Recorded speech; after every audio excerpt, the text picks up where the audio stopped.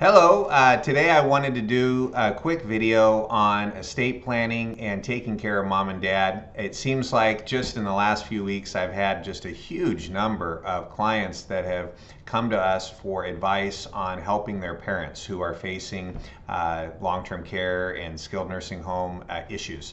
And this is so important, and we get this all the time, but we just had a big rush of people where we're putting these plans together.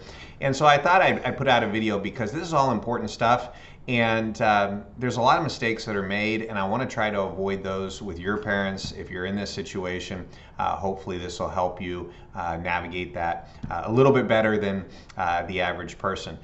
The first thing we have to do when we run into a situation like this is we have to make sure all of the legal documents are set up correctly. Mom and dad have to have a trust, they have to have a will, they have to have powers of attorney with the people in place that can make those decisions, what doctors they see, what procedures they have, who can write checks on their behalf. So all the legal documents are in place.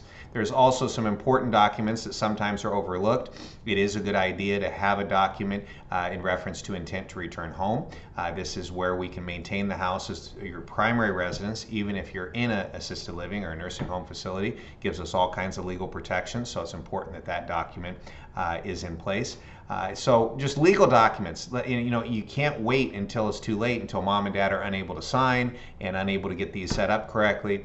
And so all the legal documents, we'd be happy to review them. As you know, we have an attorney on staff here that can prepare new documents, can review existing documents that you have, just to make sure that mom and dad have everything up to date and in place. And sometimes documents were done a long time ago, and they don't have the health privacy release, the HIPAA rules or language, and so we want to get those up to date and dialed in. So feel free to send us a copy of mom and dad's documents. We can review them just to make sure that there's no problems. One other thing that's super important is you got to make sure the beneficiaries are all set up correctly, and they got to be set up correctly for each type of an account. Very, very important.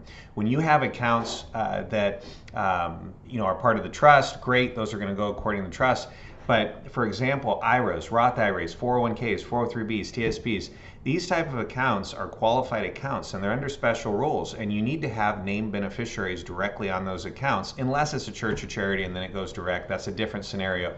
But normally people put their children or their family members as beneficiaries, and it's a huge mistake to put a trust, because ultimately what can happen is if you're facing major medical bills and debts at death, and you have the trust named as the beneficiary on your IRA, all that money gets paid out. Now it has to get paid out to all the creditors. Where if you have a named person, it bypasses the estate, goes directly to those named people, and then they take as a beneficiary IRA.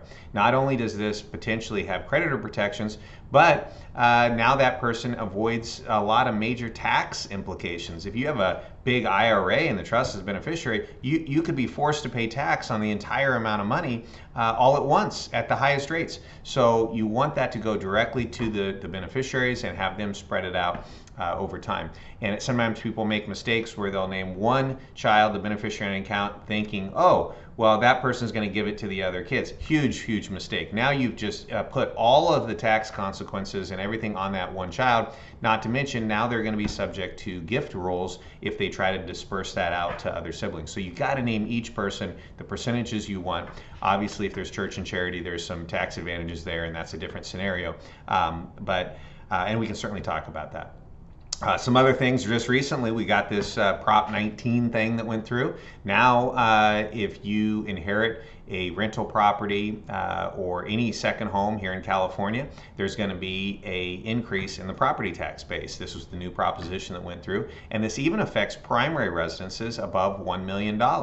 And here in California, $1 million is not unusual for a home value, and I would argue in the future those values could be some of the houses today that are 700, 800, 900,000 could easily jump over the 1 million and above the thresholds in the future.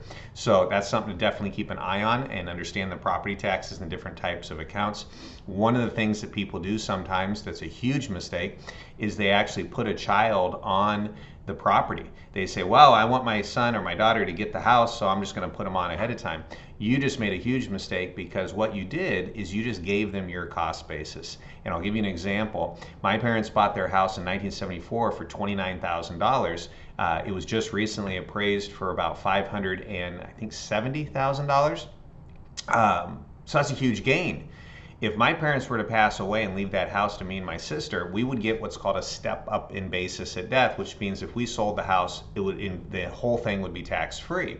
Where if they put my name and my sister's name on the house ahead of time and then passed away, now we inherit that cost basis because we took over the house. So now if we sell, we've got a huge capital gain, massive amounts, over $100,000 that has to be paid in taxes when it could have been zero. So very important.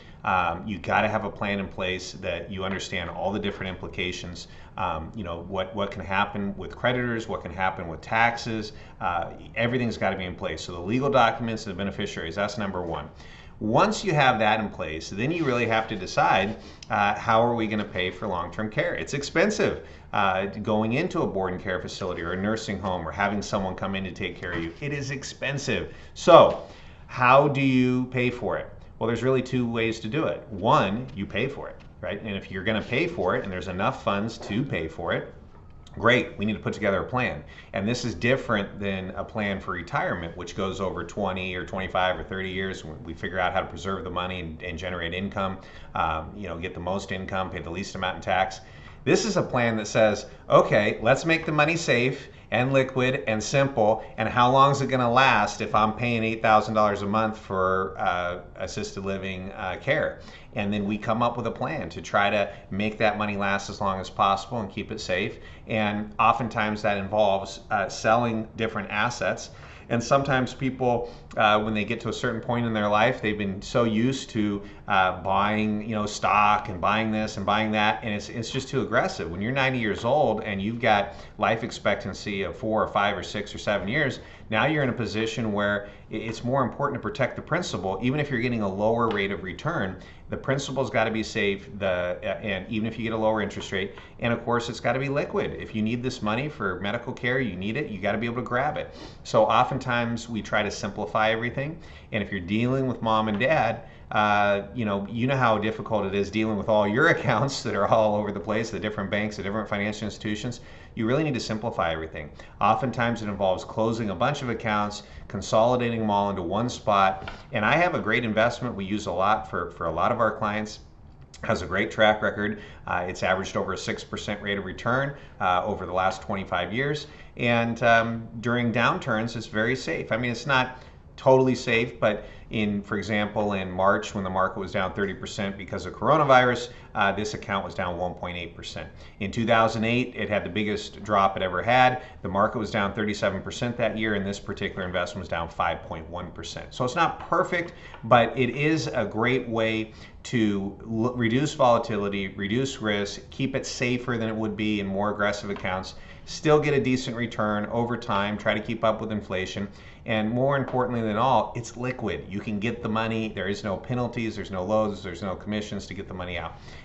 So very, very important, and we can simply set up a plan that allows us to draw money out of those accounts. Now, if you already have some safe accounts, if you have an annuity that maybe is paying a decent interest rate and all the principal is safe, then you would just keep it because you're past maturity. Typically, when we get to that point in our life where we need long-term care, we bought those annuities more than 5 or 7 or 10 years ago, so they're already mature, and you just keep them. You don't cash them in, you keep them because they're safe and they're still getting a decent rate trying to keep up with inflation. So we'll put together a plan, and we literally spell it out: 2021, 2022, 2023, 2024, each year. How much income are we going to draw? Where's it going to come from? Social Security? Okay, great. Oh, mom, dad have a rental property. Let's put it on there. Okay, where's all the investments? Let's put that together.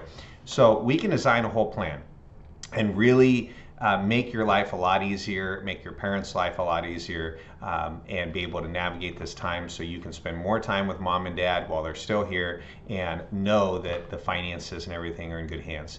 So that's the first way to do it. The second way is to try and apply for government assistance. This involves Medi-Cal, it involves Medicaid, and preserve as many assets as possible for the family.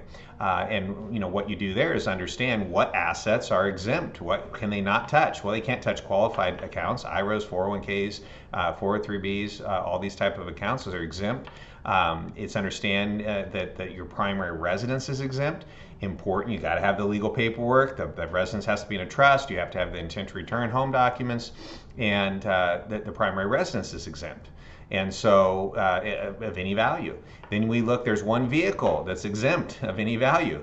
Okay, well, it can be anything. Okay, well, let's go buy a 1963 split window Corvette. Let's go buy a classic Mustang, Shelby 500. It's worth $200,000. Right? That's exempt. It's one vehicle. So when you start looking at the exemptions, what you can do is position everything where you can get assistance and know that these assets are exempt from the calculations on qualifying for that assistance. And it can be a combination. You can come up with a plan that says we're going to use this money, and once we run out of it, then we're going to apply for government assistance, and then these other assets are going to be preserved. But you have to know what assets are preserved, how to do it, the whole bit. We know how to do that. So you just simply call us, we'll put together a plan, and you give us some guidance on what you want to do, what you want to accomplish for your family, and we'll go that direction.